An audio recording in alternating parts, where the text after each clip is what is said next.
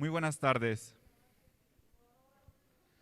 El Instituto Electoral del Estado de Querétaro les da la más cordial bienvenida al Congreso Nacional Agenda 2023-2024, Acciones Afirmativas para la Inclusión. Agradecemos a las personas que nos acompañan, así como a las que nos siguen en la página del Instituto y a través de las redes sociales oficiales. Esta tarde tendremos nuestra primera actividad, la presentación del libro Voto en Prisión Preventiva. Antes de adentrarnos en esta interesante publicación, quisiera comenzar presentando a quienes comentarán la obra. Nos acompañan Gloria Isela García Cuadras, consejera electoral del Instituto Electoral del Estado de Sinaloa y presidenta de la Asociación Mexicana de Consejeras Electorales.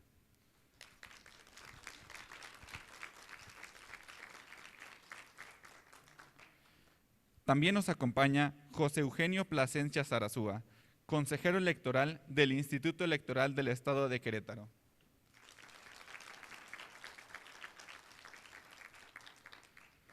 Por último, nos acompaña Carlos Rubén Eguiarte Mereles, consejero de este mismo instituto y coordinador de la obra.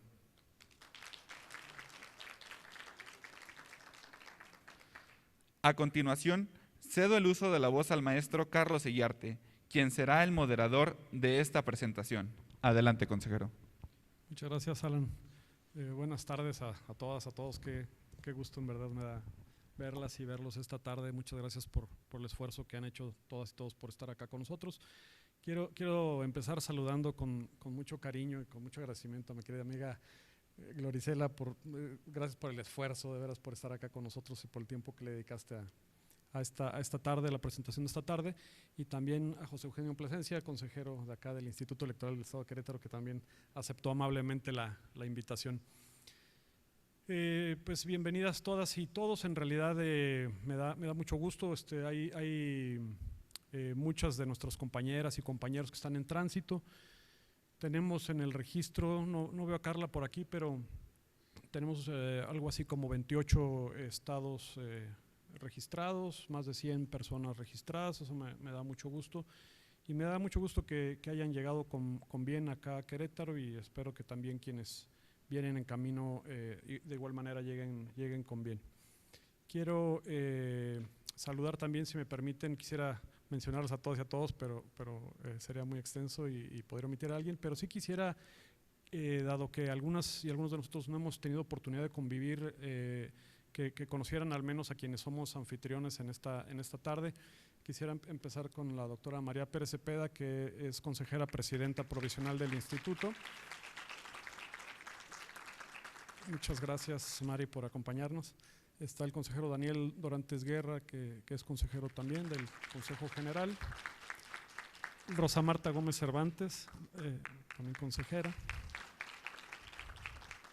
Y no veo a Carla, que seguramente, no sé si la invitamos, pero en realidad no está Carla, pero sí quería dejarla al final de manera deliberada, pues por un agradecimiento en particular hacia ella por todo el esfuerzo que ustedes saben ha estado haciendo para organizar esta tarde y en general todos los eventos, y ha cuidado en realidad todos los detalles para que estos trabajos sean exitosos en principio, pero también para que la estancia de todas y todos pues sea placentera, ¿no? Bien, quisiera también, como otro mensaje previo, el manifestarles pues una disculpa de parte del doctor Leonardo Valdés, que fue sometido a una cirugía mayor en estos recientes días. Está estable, él ha sido dado de alta ya del hospital. Ya llegó para acá Carla Isabel Olvera Moreno, que ha sido como la coordinadora operativa, la que ha estado atenta de todos los detalles. Muchas gracias, Carla, por tu esfuerzo. Les decía que hay un tema de salud importante pues en la salud pues del doctor Leonardo Valdés, que se disculpa por su presencia, y a quien le mandamos pues la mejor de las vibras para que pronto se recupere. Varias semanas estará en rehabilitación, de manera que esperamos que pronto llegue a su estado de salud normal. Quisiera también comentarles que la dinámica de la sesión sería hacer un contexto muy breve, una síntesis muy breve de este tema que nos convoca el día de hoy, del voto en prisión preventiva. Quisiera leer una breve síntesis curricular de quienes nos hacen favor de hacer algunos comentarios ahora. Empezaríamos con Eugenio Plasencia y después con Gloricela. Y finalmente, si es el caso que quieran hacer alguna pregunta, con todo gusto va a haber algunas cédulas por ahí. Está Erika Pérez por acá de este lado, está Lucero Lugo por acá de este otro lado. Si alguien desea hacerle alguna pregunta a nuestros panelistas, con toda confianza, pues ahí levantan la mano y estaremos acercándoles alguna cédula para este efecto. Bien, pues así, si me permiten empezar con algunas ideas al respecto. Con toda claridad, lo que nos reúne en esta tarde pues es esta sentencia que si no todas y todos, la mayoría de nosotros conoce, sub JDC 352 de 2018, una sentencia muy interesante, la sentencia en sí misma y la sesión también en donde se aprueba. Esta sentencia fue aprobada en febrero de 2019, una discusión muy interesante que se da al seno de la Sala Superior, y que ordena finalmente al INE el que lleve a cabo una etapa como de prueba antes del 2024, para que finalmente ya en el 2024 todas y todas las personas que están en prisión preventiva puedan ejercer el derecho al sufragio. Una sentencia que intenta armonizar de alguna manera dos preceptos constitucionales que están en una aparente colisión, particularmente el 38 fracción segunda, que determina la suspensión del derecho al voto por estar sujeto a un proceso penal, y colisiona de alguna manera con el 20 constitucional también, que prevé la presunción de inocencia, ¿no? Entonces, hay una discusión muy interesante. Me parece que en principio hay dos visiones muy interesantes. La votación fue 4-3, hay una votación mayoritaria a favor de esta sentencia, que es de la ponencia del magistrado Felipe de la Mata, y que pues descansa pues evidentemente esta decisión en la idea pues de que prevalece la presunción de inocencia sobre una restricción que en apariencia no persigue ningún fin legítimo. Eso es parte del razonamiento.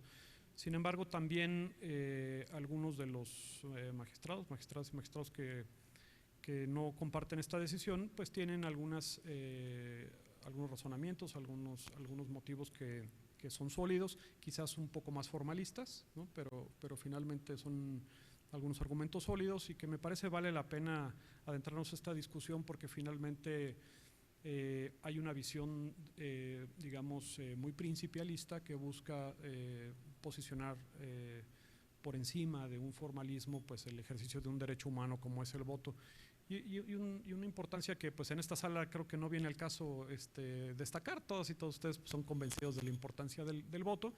Sin embargo, sí creo que vale la pena el que volteemos a ver pues las carencias que tenemos, particularmente yo diría en cuanto a el principio de universalidad, en donde creo que le seguimos debiendo mucho a nuestra democracia en esta materia.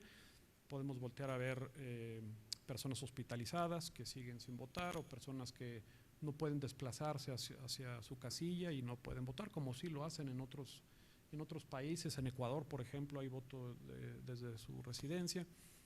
Personas que no tienen domicilio, en fin, hay una serie de casos en donde pensamos que sigue habiendo una deuda con este principio de universalidad del voto, pero también creo que hay un riesgo en esta idea de sentirnos cómodos con que la propia jurisprudencia señale que se cumple con este principio de universalidad votando quienes tienen derecho a ello, y en este caso claramente pues no tenían derecho a ello, aunque la sentencia determina que hay una omisión de parte del INE. No estoy de acuerdo con esta parte, sin embargo eso lo prevé la propia sentencia, y creo que tendríamos que ver ya la manera de ensanchar esta visión de universalidad, no solamente cumplir con las deudas que tenemos, sino que esta universalidad en realidad sea tan amplia como queremos, porque justamente esta jurisprudencia señala que bueno, la universidad busca el ensanchamiento del cuerpo electoral, y eso creo que es lo que buscamos para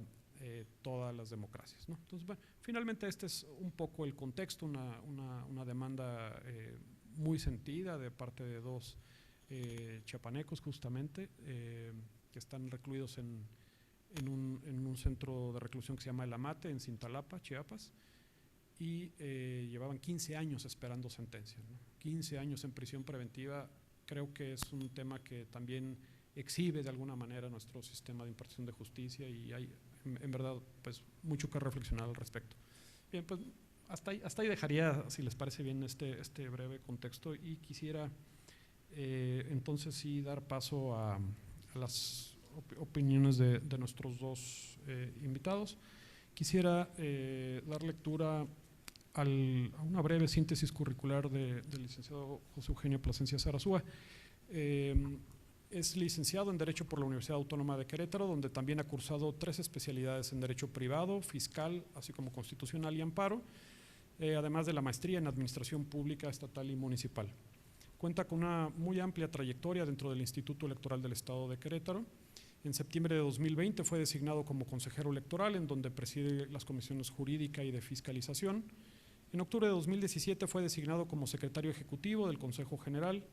En 2012 fue nombrado director ejecutivo de organización electoral, correspondiéndole la preparación del proceso electoral 2014-2015, puesto en el que fue ratificado en enero de 2016. En 2011 se desempeñó como coordinador jurídico, adscrito a la Secretaría Ejecutiva del Consejo General. En 2006 participó en el proceso electoral como secretario técnico del Consejo Distrital 15, con sede en el municipio de Jalpan de Serra. Previo a su ingreso al instituto, fungió como especialista en el área de licitaciones, concursos y contratos de la Universidad Nacional Aeronáutica de Querétaro, y en la Secretaría del Ayuntamiento del municipio de Querétaro se desempeñó como analista jurídico. Ha participado como ponente en temas jurídico-electorales en diversos cursos y diplomados, y en materia editorial es autor en las publicaciones Democracia Local y Federalismo, experiencias exitosas de los 32 institutos electorales, y en el libro La histórica elección de 2018, estrategias locales. Estimado Eugenio, quedas en uso de la voz hasta por 20 minutos. Muchas gracias. Muchas gracias, Carlos. Y pues antes de comenzar, nuevamente darles la bienvenida a Querétaro. Este es su estado. Les damos la cordial bienvenida a todos y todas las personas que integramos el Instituto Electoral del Estado de Querétaro. Sean todos bienvenidos. Saludo también con mucho respeto a quienes me acompañan el día de hoy en esta presentación, la maestra Gloria Isela García Cuadras, consejera presidente electoral del Instituto Electoral del Estado de Sinaloa y presidenta de la Asociación Mexicana de Consejeras Electorales, y obviamente al maestro Carlos Rubén Aguiarte Mereles, quien es el coordinador de esta obra que el día de hoy estaremos comentando. A las colegas y colegas que nos acompañan de 28 estados, según el registro, 28 estados de la República, bienvenidos, y a quienes nos siguen por internet, muchas gracias a todos. Para mí en particular es un honor participar en este día. Para mí Carlos es un referente en mi vida profesional en materia electoral.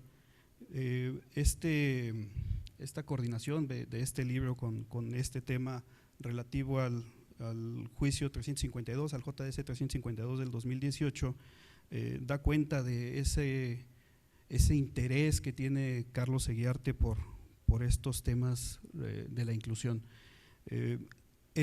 Junto con los demás compañeros y compañeras colegas del instituto hemos hecho muchos esfuerzos con estos temas. Quisiera comentarles que el primer acercamiento que tuvimos como instituto a este tema del voto de las personas en prisión preventiva lo tuvimos también en un libro que fue coordinado tanto con María Pérez Cepeda como por Carlos Eguiarte, que fue el de Desafíos de la Democracia Incluyente del año 2009. En aquel libro se abordaron también por especialistas en la materia electoral y desde diferentes ópticas los temas de paridad de género, los relativos a la inclusión de la comunidad LGBT, los temas indígenas también que no hemos terminado de desarrollar adecuadamente, personas con discapacidad, ya lo comentaba también Carlos, las personas que se encuentran hospitalizadas, voto de los migrantes y también en particular, en algunos de los ensayos que se presentaban en aquel entonces, el voto de personas en prisión preventiva. También hemos tenido algunos trabajos relativos al tema de asuntos indígenas, también bajo la coordinación de la doctora María Pérez Cepeda y derivado de una resolución de nuestro Tribunal Electoral Local en el juicio TEQ-JLD1 del 2019, a través de la Comisión de Asuntos Indígenas e Inclusión que presidía María en aquel entonces, se llevaron a cabo una serie de estudios relativos a tomar en consideración las 300 comunidades que de acuerdo a nuestra ley local son reconocidas como comunidades indígenas, a efecto de conocer sobre sus usos y costumbres, sus sistemas normativos y tener un catálogo. Justo apenas hace unas cuantas semanas el tribunal local dio por cumplida esta sentencia, formalmente cumplida esta sentencia, toda vez que tenemos ya un catálogo actualizado que nos servirá también de insumo para las próximas elecciones, pues en tenemos todo el sistema normativo de cada una de estas comunidades, sabemos quiénes son las autoridades dentro de cada una y luego entonces para el tema que nos ocupa en el instituto, en el caso de candidaturas indígenas, sabremos exactamente qué autoridad es la que tendrá que dar ese reconocimiento para tenerlos como catalogados como dentro de este grupo en situación de vulnerabilidad. También, otra vez, dentro de esta coordinación a través de María Pérez Cepeda, tenemos esta colección que se ha estado presentando en estas últimas semanas en el municipio indígena de Amealco de Bonfil, con población mayoritariamente indígena, que esta colección se denominó Conociendo Identidades, Construimos Democracia. Y este trabajo actualmente consta de dos tomos, el primero en el cual también participó Carlos Seguiarte, es el informe de la elección de autoridades auxiliares de Santiago Mezquititlán del año 2018 y el segundo tomo que es Costumbre y Tradición en los Sistemas Normativos Indígenas de Querétaro del año 2021. Precisamente este último tomo, derivado de este estudio, este análisis que se realizó por parte de la Comisión de Asuntos Indígenas e Inclusión, con el auxilio de la Universidad Autónoma de Querétaro a través de la licenciatura en Antropología de la Facultad de Filosofía de esa casa de estudios.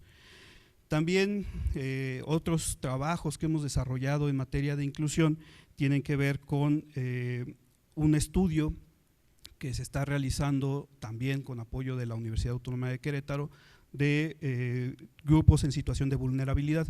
Este estudio lo que busca es tener cuantitativa y cualitativamente el estado que guardan estos grupos en situación de vulnerabilidad en el estado. Este estudio surge de un acuerdo que aprobó el Consejo General del Instituto en el pasado proceso electoral, del cual derivaron algunas acciones afirmativas, ya un poco avanzado el proceso electoral, y al no tener la información actualizada y bien definida, se ordenó a la Secretaría Ejecutiva realizar este estudio. En este momento el estudio está siendo encabezado por el licenciado Daniel Dorantes Guerra, es quien ha estado en contacto, del Daniel Dorantes y también de la consejera Carla Isabel Moreno, quienes han estado dando seguimiento a estos estudios y que ya pronto empezaremos a ver los primeros entregables de esta investigación que se está realizando con la Universidad Autónoma. Así, también tenemos esfuerzos muy importantes, ahora de la mano de la consejera Carla Isabel Vera Moreno, relativos al voto de los queretanos en el extranjero, el voto migrante, que también ha sido un avance que hemos tenido gracias al seguimiento que le ha dado desde el pasado proceso, desde su designación y por herencia del consejero Carlos Seguiarte, a este tema del voto de los migrantes, y que a pesar de que no estamos en tiempo electoral, sigue con estos trabajos con miras al proceso 2024. Y por otro lado también tenemos estos reuniones, invitaciones que se están haciendo a todas las candidatas electas en el estado, que es un ejercicio que están realizando a través de las comisiones de igualdad sustantiva en todos los estados, de la mano de la consejera Rosa Marta Gómez Cervantes. Ya actualmente aquí en el estado tenemos 18 municipios y la consejera Rosa Marta ya ha cubierto más de la mitad, ya lleva 11 municipios y casi con la totalidad de las candidatas registradas ya en esta red de candidatas que se está trabajando. Muestra también del interés que hay en el Instituto Electoral por la inclusión de mayor medida de los grupos en situación de vulnerabilidad, pues es este propio congreso que estamos iniciando el día de hoy y que gracias otra vez al trabajo de la consejera Carla Isabel Olvera Moreno tenemos el placer de ser anfitriones en esta ocasión. Pero no solamente nuestro esfuerzo queda ahí, también si bien la tarea principal del instituto es buscar que esos grupos cada vez estén más incluidos en la vida electoral, también el llevar información a diversos grupos es del interés del instituto. Es así que a partir de este año todas las sesiones ordinarias y eventos como este los tenemos con interpretación de lengua mexicana de señas, con intérpretes certificados a nivel nacional, como lo es Liliana Ruiz, que nos acompaña en estos eventos haciendo la interpretación para que estas personas también sordas nos puedan seguir en nuestros eventos. Ahora bien, por cuanto al libro, y coincido con la consejera Gloria Isela, no queremos spoilarles el libro, pero sí hacer mención, como ya lo decía, que esta obra es fruto del compromiso que el coordinador, el maestro Carlos Eguiarte, tiene con los temas de inclusión. Lo ha dejado demostrado desde su primer día como consejero electoral, con una lucha por hacer estos temas cada vez más visibles. Les diré que el libro nos acerca desde diferentes ópticas, la administrativa, la judicial y desde la academia, diferentes visiones de personas expertas en temas electorales y sobre todo en este tema que ocupa, que es el voto de las personas en prisión preventiva. No quiero tampoco quitarle el contenido a la exposición de la maestra Isela.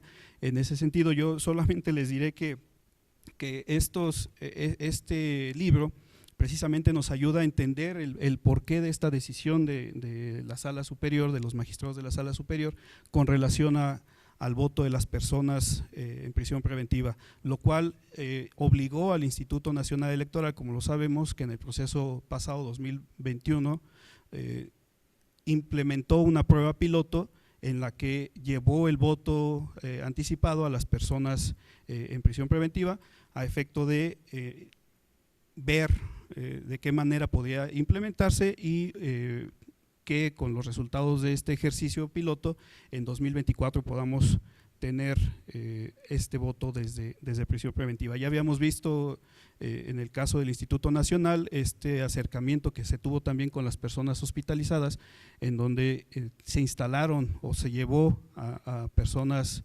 en centros hospitalarios el voto en pasados procesos, en el proceso 2017-2018.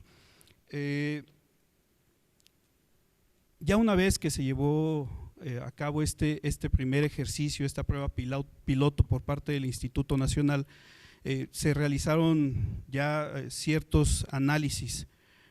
El propio Instituto Nacional ya generó un informe final de la implementación de esta prueba piloto del voto de las personas en prisión preventiva y llegan después de hacer todo el análisis, de explicarnos en este informe todo lo relativo al procedimiento que se tuvo que desahogar para la implementación de esta prueba, llegan a 4 conclusiones y también 4 líneas de acción que tendrán que analizar para la implementación en 2024. En primer lugar, las conclusiones que arroja esta prueba piloto para el Instituto Nacional Electoral tiene que ver, primero, y así lo ponen en el propio informe, que el instituto cumple con lo ordenado por la Sala Superior al implementar esta prueba piloto, cumpliendo con esta sentencia sub JDC 352/2018.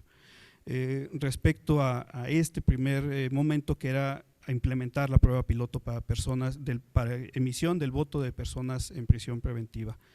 Por otro lado, la segunda conclusión a la que llega el Instituto Nacional es que para la implementación de este voto para estas personas en situación de vulnerabilidad fue fundamental la coordinación con las autoridades penitenciarias, toda vez que el confinamiento de las personas en prisión preventiva en los centros penitenciarios restringen algunos procedimientos electorales, que es parte de otra de las conclusiones a las que arriba el Instituto Nacional Electoral, toda vez que dice que la normatividad precisamente de estos centros de detención impide el acceso de personal adicional a la del INE para realizar actividades diversas en materia electoral durante la jornada de voto anticipado. ¿Qué es esto? Que impide de cierta forma también que exista la observación dentro ya de los centros penitenciarios a efecto de poder detectar por instituciones distintas o personas distintas al Instituto Nacional las posibles áreas de oportunidad que se puedan visualizar y que eventualmente puedan ser subsanadas para ejercicios posteriores. Y la cuarta conclusión a la que llega el Instituto Nacional es que también esta normatividad de los centros penitenciarios restringió en este pasado proceso electoral la promoción de las opciones políticas con miras a generar las condiciones necesarias para que el voto de estas personas sea informado. ¿Qué es esto? Que al no poder entregar la información de las propuestas que hacen las candidaturas, las personas en prisión preventiva no pueden o no tienen la información suficiente para razonar el voto y emitirlo de manera consciente. Como parte de las líneas de acción que estará revisando el Instituto Nacional para la implementación en 2024, establece en primer lugar la evaluación de la propia prueba piloto para detectar estas áreas de oportunidad que puedan generarse y que permitan optimizar los procedimientos para su implementación en las próximas elecciones. En segundo lugar, establece como línea de acción el diseñar esquemas de coordinación con las autoridades de los centros de detención y que permitan implementar procedimientos electorales que fortalezcan el ejercicio del sufragio de las personas en prisión preventiva. En tercer lugar, arriban a la conclusión, como línea de acción, analizar y proponer a las autoridades federales y locales escenarios que permitan la participación de personas u organizaciones interesadas en el voto de personas en prisión preventiva al interior de los centros de detención durante la implementación de las actividades electorales, lo que ya habíamos platicado hace un momento. Y finalmente, el generar esquemas en coordinación con las autoridades de estos centros que permitan generar las condiciones que permitan a los partidos políticos, a las personas en prisión preventiva, emitir ese voto de forma informada, con la participación de los partidos políticos haciendo llegar sus propuestas a estas personas. Por otro lado, también en el mismo sentido y toda vez que la Comisión Nacional de Derechos Humanos fue estuvo registrada como una institución en observación electoral, también rindió un informe especial sobre la implementación de este modelo de operación del voto de las personas en prisión preventiva para el proceso electoral 2020-2021. Y aquí sí la comisión hace una serie de afirmaciones en las que el Instituto Nacional, de acuerdo a la Comisión Nacional de Derechos Humanos, deberá tomar en consideración para modificar para la implementación en el próximo proceso electoral. Y en este sentido, este informe especial de la Comisión Nacional de Derechos Humanos establece que se debe poner atención en la difusión previa, amplia y suficiente sobre el ejercicio de voto en prisión preventiva frente a los comicios 2024, es decir, a llegar de más información a las personas que va dirigido el ejercicio a efecto de que tengan mejores posibilidades de participar en las próximas elecciones. También difusión previa, amplia y suficiente de las propuestas electorales a la población penitenciaria, que también es un tema que el propio Instituto Nacional Electoral había observado como una línea de acción para que el voto de las personas en prisión preventiva sea un voto informado y razonado. También establece que se debe sensibilizar a las y los candidatos que participen en los próximos comicios sobre la realización de propuestas específicas destinadas a esa población de las penitenciarías del país, a efecto de que no se les considere como que ya esta población no es personas que también puedan recibir este tipo de propuestas. Establece también en este informe que debe de haber una coordinación efectiva entre las instituciones participantes, es decir, Instituto Nacional Electoral, las autoridades que participan por parte de los centros penitenciarios, ya sean las autoridades federales o las locales. Solicita que haya un mayor involucramiento de las autoridades penitenciarias que coadyuve a agilizar y eficientar los procesos electorales. Sabemos que la entrada y el poder realizar actividades dentro de los centros penitenciarios es muy compleja, derivado de la propia normatividad que también hace énfasis el Instituto Nacional Electoral en que es necesario verificar esa normatividad para el próximo proceso. Otra de las solicitudes que hace la Comisión Nacional de Derechos Humanos respecto de la implementación de este sistema para el próximo proceso electoral es precisamente el acceso de la observación electoral a todas las actividades que se realicen dentro de los centros penitenciarios.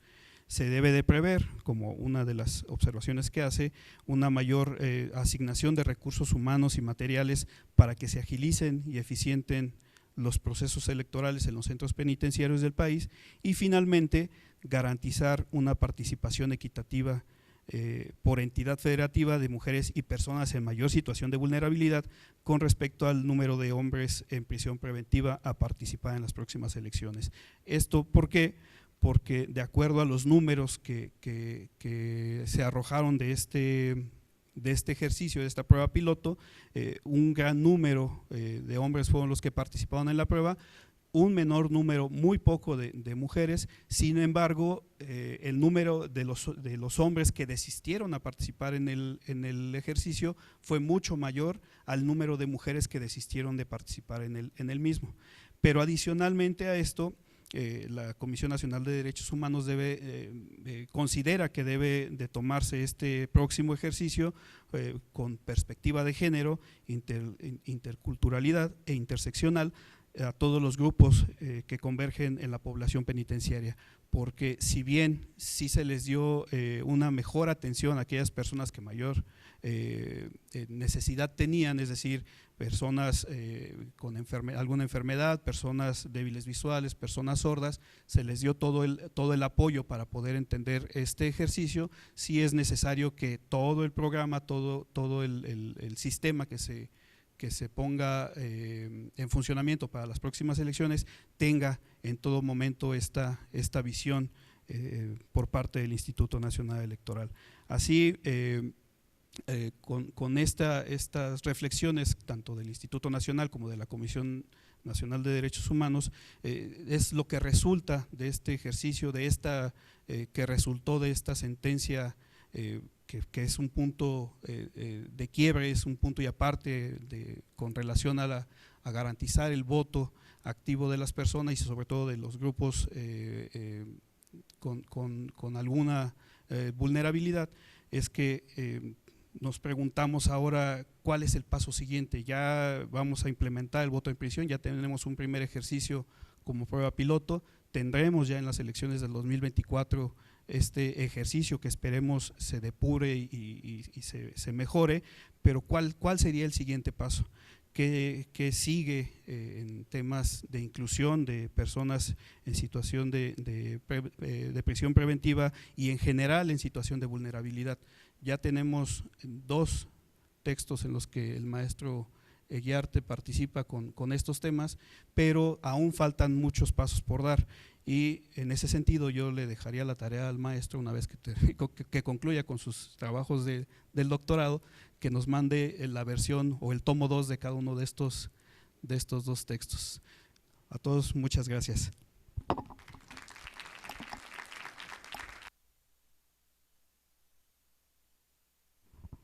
Muchas gracias, Eugenio, por tu participación. Muy bueno el recorrido de todas estas actividades que hacemos en el Instituto Electoral del Estado de Querétaro, porque pues al igual que todas y todos ustedes tenemos como tatuada la expresión Renacedi, ¿no? Y la democracia incluyente, sabemos, si no es incluyente la democracia, pues no es democracia. Entonces, con esa claridad, al igual que estoy seguro, pues lo hacen todas y todos ustedes en sus respectivas responsabilidades, pues en Querétaro hemos intentado hacer lo propio.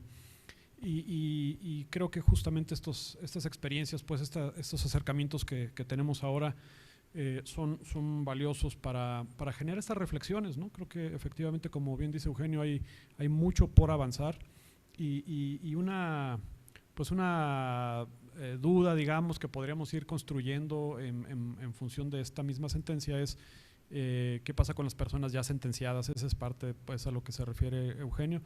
Creo que podría pensarse si vemos esta sentencia, digamos, y basados en el principio de progresividad, pues podríamos pensar que si esta sentencia permite votar a las personas en prisión preventiva basada en algunos argumentos que son aplicables a las personas ya sentenciadas, pues entonces habría que discutir eso también, ¿no? Es decir, si a una persona que está en prisión preventiva se le permite votar pensando en su dignidad como persona humana, pues también la persona que está sentenciada tendría derecho a ello, ¿no? Si estamos criticando la existencia de penas accesorias, pues las personas ya sentenciadas están compurgando una pena privativa de libertad y esta es una pena accesoria que además no persigue tampoco ningún fin legítimo. La muerte civil me parece que ya pertenece a estas democracias censitarias que pareciera que estaban ya extintas, pero de alguna manera estamos haciendo una democracia censitaria porque no permitimos votar a una persona sin un razonamiento tan claro, ¿no? Y además se convierte también en un obstáculo, en tanto que una responsabilidad del Estado mexicano tiene que ver con la búsqueda de la reinserción social de las personas que están privadas de la libertad y bueno, pues de ninguna manera pues privarles de este derecho humano abona en este sentido. Entonces creo que habría buenos razonamientos como para pensar en que en adelante podríamos, si tuviéramos un compromiso mínimo por parte del órgano reformador, podríamos estar pensando en que este sería un siguiente paso quizás de los muchos pendientes que tiene nuestra democracia, pero bueno, en fin. Muchas gracias, Eugenio, por tus comentarios. Si les parece bien, pasamos con nuestra siguiente participante, es Gloricela García Cuadras. Ella es licenciada en Derecho por la Facultad de Derecho de la Universidad Autónoma de Sinaloa y maestra en Derecho Electoral por la Unidad de Posgrado de la Universidad Autónoma de Sinaloa. Cuenta con el diplomado en Cultura Jurisdiccional por la Suprema Corte de Justicia de la Nación, un diplomado en Políticas Públicas con Perspectiva de Género por la Facultad de Estudios Latinoamericanos y el Tribunal Electoral del Poder Judicial de la Federación. Ha sido catedrática de la Facultad de Derecho de la Universidad Autónoma de Sinaloa y en la unidad de posgrado de dicha facultad. También ha impartido clases en la Escuela Libre de Derecho en Sinaloa. Es integrante del Colegio Nacional de Profesores en Derecho Procesal, Dr. Cipriano Gómez Lara, AC, así como del Instituto Sinaloense de Profesores en Derecho Procesal, Dr. Gonzalo Armienta Calderón, AC, así como del Colegio de Abogados Eustaquio Buelna. Cuenta con amplia experiencia en materia electoral, pues se ha desempeñado desde 1996 hasta 2016 en distintos cargos en el Tribunal Electoral local, tales como secretaria de Estudio y Cuenta, secretaria técnica y durante 7 años secretaria general de ese órgano jurisdiccional. Durante 2018 fue asesora de la ponencia de la magistrada Mónica Aralizo Tofregoso en la Sala Superior del Tribunal Electoral del Poder Judicial de la Federación. En 2019 participó en el primer curso de gobernanza electoral con perspectiva de género organizado por la Organización de Estados Americanos, la OEA, y la Comisión Interamericana de Mujeres, CIM, celebrado en Santo Domingo, República Dominicana. Actualmente es consejera electoral del Instituto Electoral del Estado de Sinaloa, titular de las comisiones de paridad de género y de la de quejas y denuncias de dicho instituto, y además es presidenta del Consejo Directivo Nacional de la Asociación Mexicana de Consejeras Estatales Electorales, AMCE. Querida amiga, el micrófono es tuyo por 20 minutos. Muchísimas gracias, querido Carlos. Muy buenas tardes a todas, a todos, a todes. Es un gusto en verdad para mí estar en este bello estado de Querétaro. El clima es para mí demasiado hermoso como para no darme el privilegio de venir estos días y acompañarles. Y más ante la atenta invitación que me hicieran a presentar este libro que nos abre una puerta, como acaba de decir el consejero Carlos, sin duda abre una puerta de debate muy interesante. Pero no puedo empezar a platicar un poquito del libro, que como le dije al consejero no vamos a spoilear mucho porque vamos a solo incentivar que hagan la lectura total de este texto. Pero quiero agradecer a los organizadores de este evento, en particular al Instituto Electoral de este estado de Querétaro, a la presidenta María Pérez. María, muchas gracias por todo esto que se ha hecho, sé los esfuerzos que implica, y también al grupo de consejeras y consejeros que sé que atentamente te acompañan, por supuesto a la consejera Rosa Marta, al consejero Plasencia, al consejero Daniel, por supuesto a mi querida amiga Carla Olvera. Carla, un abrazo por siempre. Y qué voy a decir de mi querido Carlos Eguiarte, con quien he coincidido. Nos han juntado en diversos eventos académicos de análisis, de debate, de Renacedi, y bueno, creo que ahí confluimos siempre de los siempre, y para mí es un gusto acompañarte en este momento. Y muchas gracias a mis colegas consejeras, consejeros de otras entidades federativas que se encuentran acá. Sé que todos nos trasladamos el día de hoy con esta visión de intercambiar puntos de vista, y qué más que importante de hacerlo en las acciones afirmativas de inclusión. Sabemos que desde los institutos electorales trabajamos en líneas estratégicas para fortalecer la democracia de nuestro país desde las necesidades propias de nuestros estados, pero que sin duda hay puntos de convergencia y habrá seguramente algunos otros de divergencia que tendremos que buscar conciliar.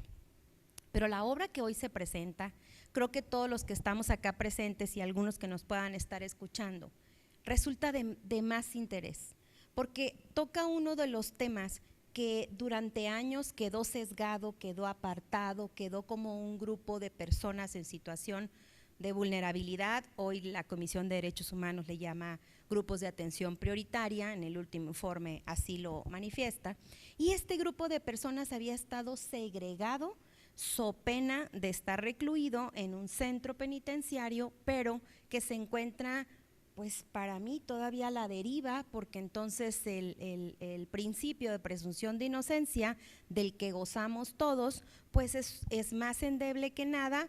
Y por ejemplo, los promoventes de esta sentencia, que durante 15 años han estado esperando que la autoridad determine su estatus. Y bien, voy a centrarme en ciertas partes de los ensayos. Hay 7 ensayos en este libro y los 7 abordan de diferente manera esta sentencia JDC 352, que como dijimos es del 2018, pero fue resuelta en el mes de febrero del 2019 por el Pleno de la Sala Superior en una votación por demás dividida, y que los debates que ahí se vertieron en la sesión son de interés y de retroalimentación, pero además de un análisis puntual de elementos como el que Carlos acaba de comentar antes de finalizar su participación. Para empezar, voy a centrarme en uno de los ensayos, en un párrafo que para evitar equivocarme, lo quiero leer porque este dato es el que pone en contexto la necesidad del dictado de esa sentencia con esta perspectiva de inclusión desde mi punto particular de vista. Me refiero a los datos determinados por la Comisión Nacional de Derechos en un estudio sobre el cumplimiento del impacto de las recomendaciones generales, y habla de que en México, en 2018, de 308 centros penitenciarios, el cual suma una población de 197,988 personas que se encuentran privadas de la libertad, de las cuales hay 187,772 personas del género de hombres, es decir, el 94.8% de la población, y 10,216, que es el 5.2% de mujeres recluidas en estos centros. y que del total de ellos, 75,000, es decir, de 197,000, 75,000, casi el 40%, estaban en espera de una sentencia definitiva o en un proceso. Y 122,958 personas, es decir, el otro 62%, estaban cumpliendo una sentencia. Estas cifras, pues, dan cuenta del grupo de personas que están siendo segregadas en los diversos centros penitenciarios de la República Mexicana. Y muchas, como voy a repetir, 175,000 en el limbo, sin un estatus jurídico certero y sin una destrucción del principio general de derecho de presunción de inocencia del que gozamos todos y todas. El concepto de ciudadanía, ahorita lo mencionaban mis colegas, ha evolucionado y cómo no, a raíz del 2011 de la incorporación de un nuevo modelo de interpretación jurídica con aras de maximizar los derechos de la ciudadanía, no solo en materia político-electoral, sino el ejercicio de los derechos humanos.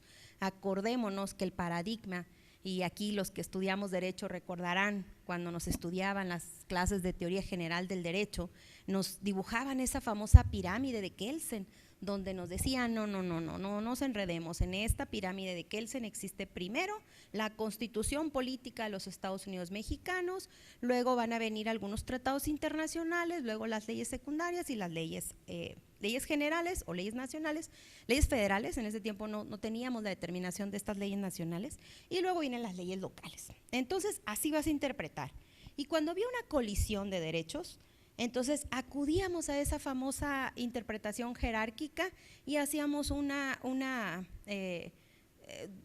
dilucidábamos pues qué principio, qué norma estaba por encima de la otra. Pero en 2011 este paradigma cambió. Varios de nosotros ya habíamos culminado nuestros estudios, algunos de nosotros, a pesar de tener este ánimo de cómo es tan positivo el derecho y no permite estudiar contextos de cada circunstancia, sin embargo así era la norma y eso esperábamos de los tribunales y de los juzgados, que dijeran la norma es así y a esa te vas a aplicar. En 2011 viene el contexto derivado de convenios internacionales en los que México forma parte, porque sin restar mérito de los legisladores y legisladoras, lo cierto es que las reformas que se han suscitado en México han sido impulsadas por la ola que ha habido en pro de las convenciones interamericanas de derechos humanos, y entonces ha arrastrado a México en una importante reforma y una reestructura de nuestro sistema jurídico. En ese sistema jurídico nos encontramos quienes ejercemos la gran responsabilidad de garantizar el ejercicio de los derechos políticos de la ciudadanía. Y en este gran abanico, como ahorita mencionaba el colega Plasencia, sí se encuentran muchos grupos de atención prioritaria. Sabemos que algunos institutos hemos incorporado en acciones afirmativas la atención de personas de las comunidades indígenas, de jóvenes, de personas con discapacidad, algunos con personas migrantes, otros tantos inician con otros capítulos. Sin embargo, creo que en este capítulo de personas privadas de la libertad, y entre paréntesis o con negrita subrayo, sin sentencia definitiva, estaban quedando segregados, y con estas cifras pues creo que no nos deja mentir que era una necesidad el pronunciarse.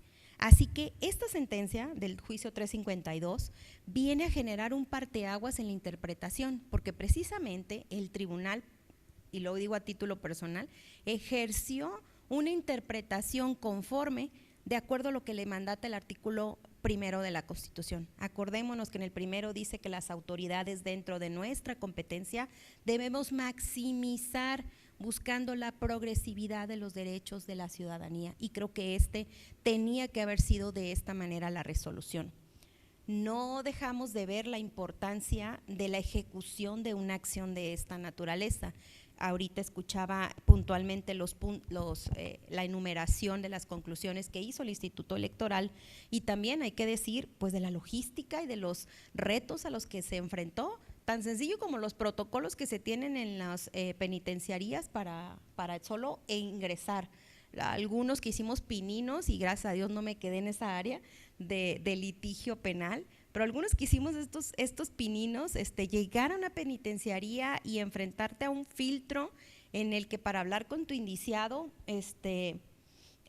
representaba todo un reto. Sabemos que tienen que llevar protocolos, pues precisamente por la materia que dirimen, pero lo cierto es que a veces se enfrentan a ciertos protocolos que tenemos en los órganos electorales, en particular el INE, para poder desplegar tan sencillo como la información que a todo ciudadano le debe de llegar para tomar una decisión.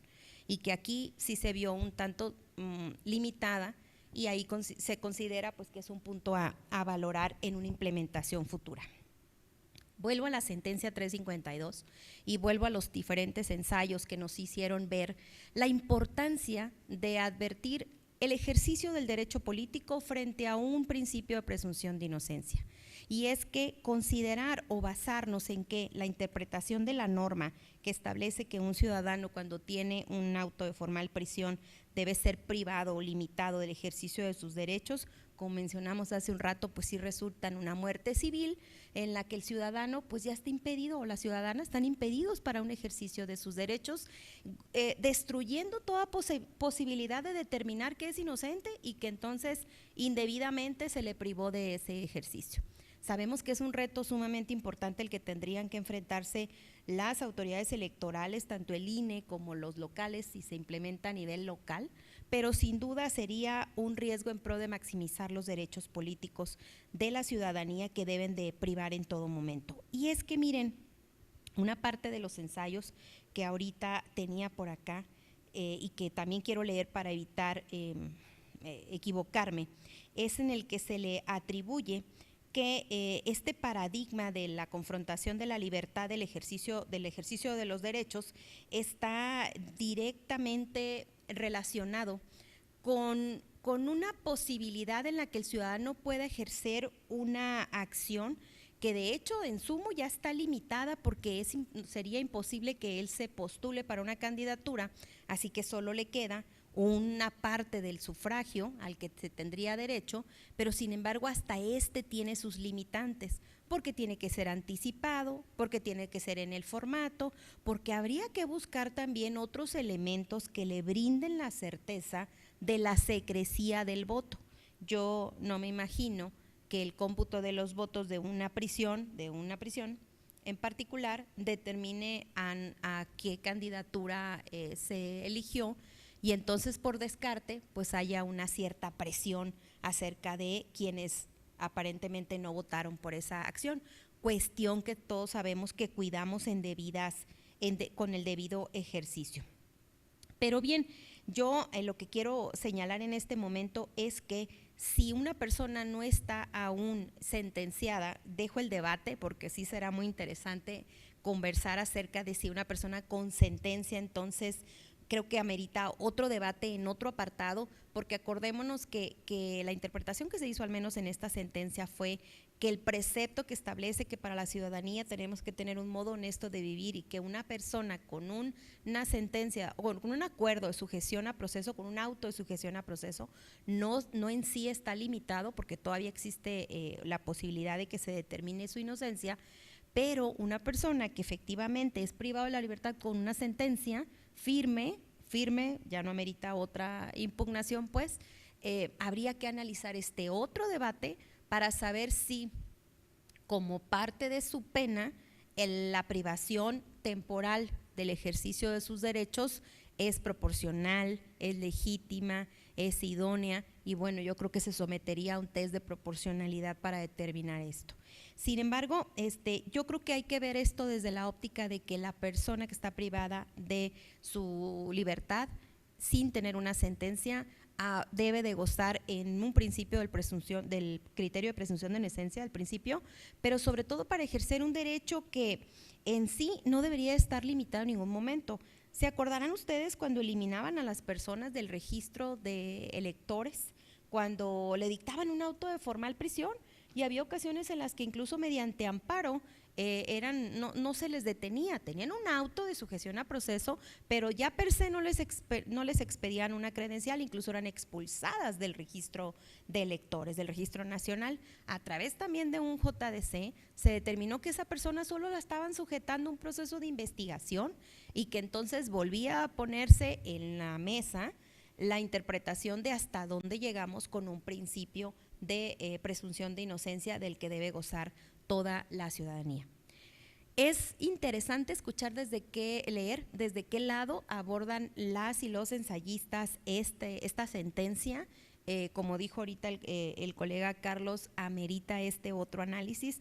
Yo los invito que le demos otra lectura a la sentencia y que con profundidad leamos los diversos ensayos de los coautores y coautoras para poder tener esta visión y sobre todo las conclusiones de las cuales nos hizo énfasis ahorita el consejero Plasencia, pues hablan también de los retos que tenemos como autoridades electorales en el caso de la elección de 2024, que a pesar de que parezca que faltan 2 años, pues ya está a la puerta, tocando a la puerta las acciones que en su momento hay que determinar.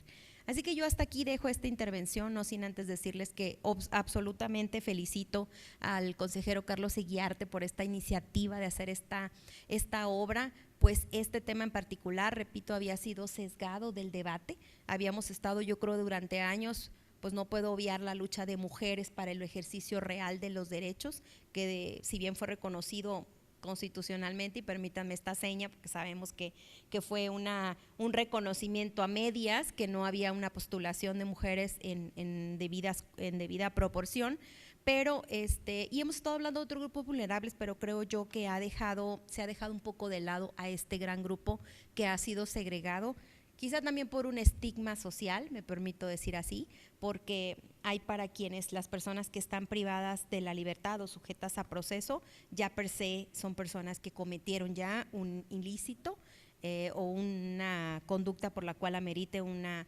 prisión y en ocasiones pues sabemos que no es así.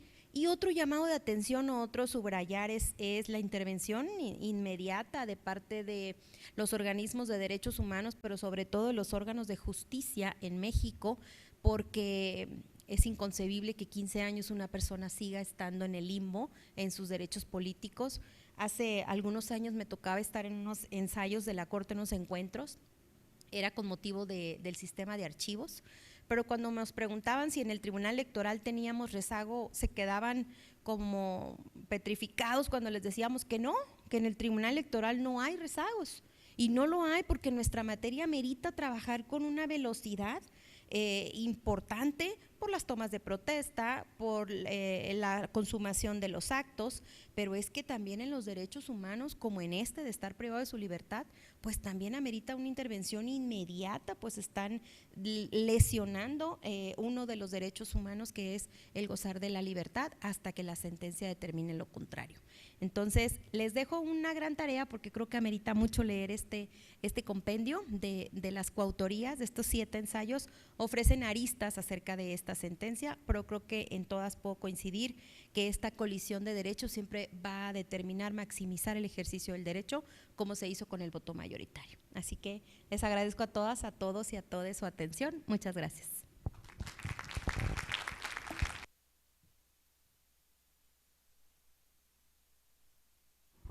Muchas gracias, querida Isela, por tu participación.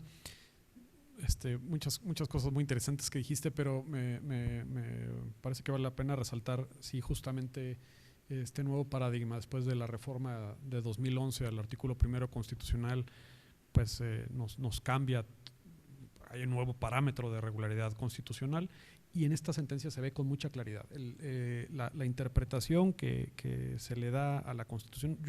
No se acepta así, no lo dice así la sentencia, pero en realidad hay un control de convencionalidad sobre un texto constitucional. Por eso no se aplica el 38 fracción segunda. Me parece muy interesante el alcance y también muy discutible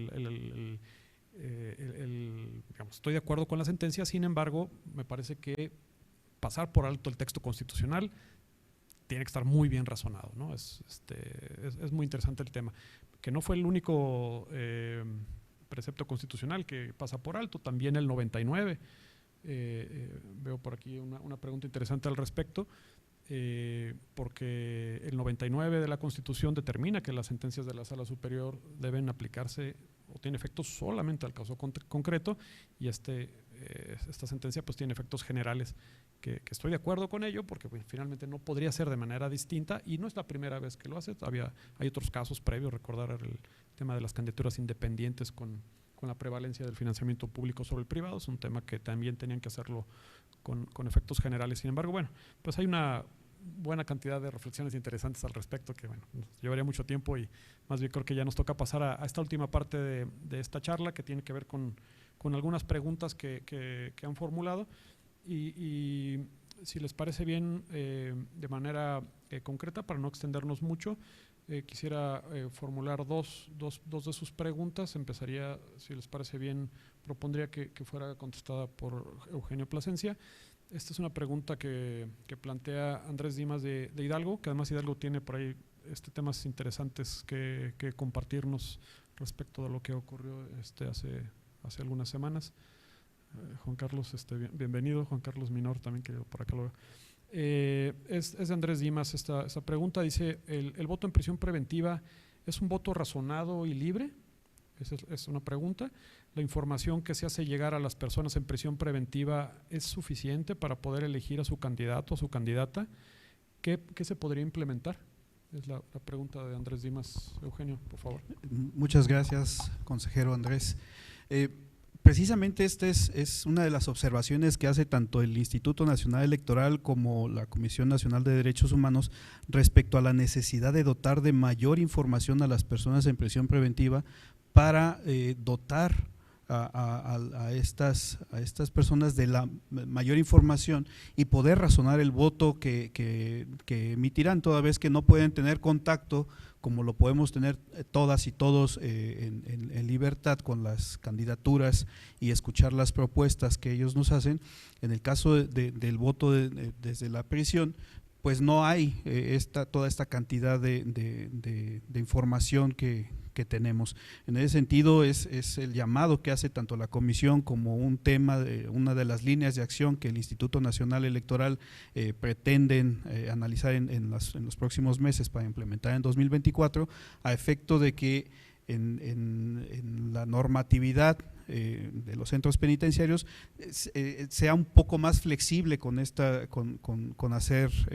poder hacer llegar a los y las ciudadanas en prisión preventiva de la información para que razonen su voto y en ese sentido puedan tomar una mejor decisión. Siento que este es uno de los grandes temas que haría falta, además de perfeccionar el sistema, pero sí de dotar de un voto informado a todas y todas los ciudadanos y las ciudadanas que tengan derecho a emitir su voto. Muchas gracias, Eugenio. Y un poco en seguimiento a lo que venimos platicando, me parece que sería muy interesante escuchar la opinión de Gloria Isela respecto de este tema. No dice el nombre de la persona que hizo la pregunta, pero ¿qué opina de las sentencias con efectos erga omnes? Me parece que tu experiencia en materia jurisdiccional será muy interesante escucharte. Dice: ¿considera necesario incluir algún tipo de mayoría calificada para estos asuntos?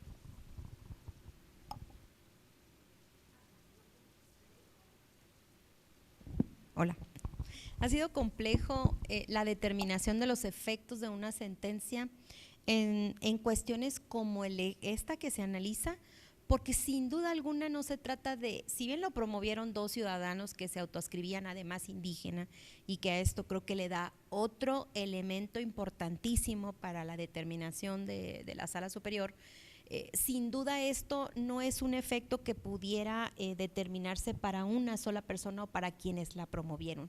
Sería un tanto ineficaz una resolución de esta magnitud para únicamente para estas dos personas. Y no es la primera vez que los tribunales se han emitido sentencias que tienen estos efectos. Seguramente mis colegas de AMCE no dejarán de recordar la sentencia 12624, que determinó el derrocar este tope en que las postulaciones de las candidaturas eran solo las que determinaban los institutos políticos electorales con una autoorganización, ¿no? O el sesgo que le daba para la postulación paritaria de mujeres, o el porcentaje, perdón, porque en ese tiempo todavía teníamos un porcentaje, pero todavía esa sentencia 12624 hablaba de que no porque la ley determinara que si era electo o el ciudadano en la candidatura bajo los sistemas de autoorganización de los partidos, significaba que debería de derrocar la otra norma que hablaba del porcentaje en el que deberíamos estar postuladas las mujeres. Y a esa sentencia se le dio también un efecto erga omnes, y no podría ser de otra manera, porque para empezar la presentaron un grupo de asociación civil, en la que no se adjuntaban un interés directo, sino un interés legítimo de un grupo que éramos las mujeres. 2, en el tema de este tipo de sentencias y la atribución que tiene la Sala Superior del Tribunal Electoral como un órgano máximo de decisión jurisdiccional, yo sí concibo o yo sí considero que es importante estar esos efectos erga omnes. Hace rato les mencionaba esas sentencias que se promovían en contra de cuando eran expulsados en el listado nominal, en el registro, cuando apenas les giraban una orden de investigación o una orden de sujeción a proceso y que habían paros. Estos se fueron dando uno a uno, no hubo en ese momento una sentencia erga omnes, pero ¿qué pasaba? Que el INE al estar renovando su padrón, pues recibía sentencias y más sentencias y que restitúyelo, incorpóralo, y creo que eso ameritó la importancia de tener este tipo de sentencias, sobre todo porque en los efectos de la propia sentencia ordena efectuar una prueba piloto como la que se hizo. Entonces era imposible hacer un efecto así, pues con los dos promoventes. Sé que hay sentencias que solo tendrán un interés legítimo las personas que están promoviendo, pero hay otros que son por intereses tuitivos, que no es otra cosa más de buscar que grupos estén representados o que les reconozcan el ejercicio de sus derechos. Así que desde mi óptica, el poner una clave o un candado a la votación, no sabría, son 7 magistraturas, quizá necesitaría 5 para una determinación así. Estoy tratando de asemejarlo a la Suprema Corte de Justicia de la Nación, que como tú sabes, para declarar inconstitucional una norma se requieren 8 votos de los 11 ministros y ministras. Sin embargo, yo creo que aquí estamos de progresividad que no debería de estar en una regla matemática, sino en una maximización de derechos. Así que no me agradaría, lo voy a decir así a título personal, que una llave de un dato numérico pueda sesgar una maximización de derechos. Así que me quedo con que la Sala Superior determina por mayoría de votos sus resoluciones, y 4 pues son mayoría de 7.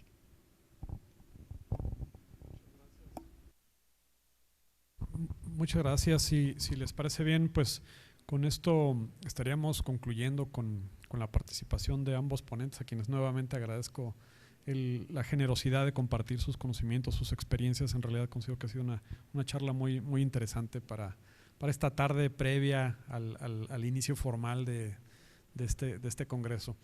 Bien, pues para terminar, pues solo quisiera dar paso a una entrega muy sencilla, pero muy sentida de parte del Instituto Electoral del Estado de Querétaro, a los dos ponentes, a quien me gustaría yo personalmente entregarles este reconocimiento que quisiera leerles.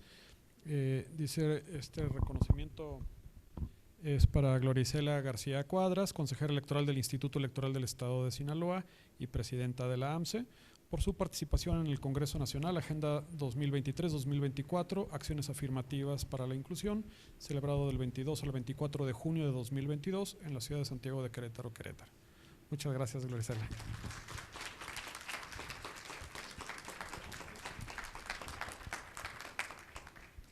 Muchas gracias. Al contrario, Gloria Isela, muchas gracias a ti, y con este mismo texto también para José Eugenio Plasencia Zarazúa. Muchas gracias, Eugenio.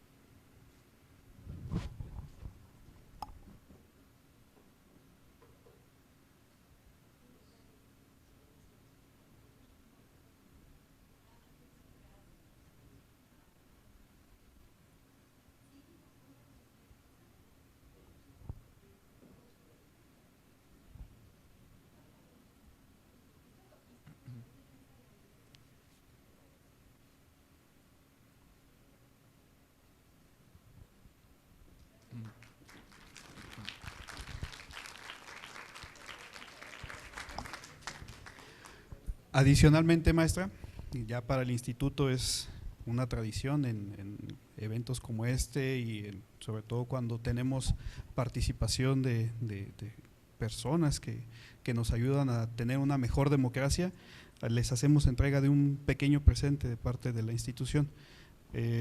Viene cerrada, sin embargo, te comento, es una un pequeño cubo de cristal que asemeja lo que somos realmente nosotros. Esto asemejaría a una urna transparente, que realmente es lo que somos en los institutos electorales, un recipiente en donde todos pueden ver lo que va cayendo en los procesos. Muchísimas gracias, maestra, de parte de toda la institución. Muchas gracias.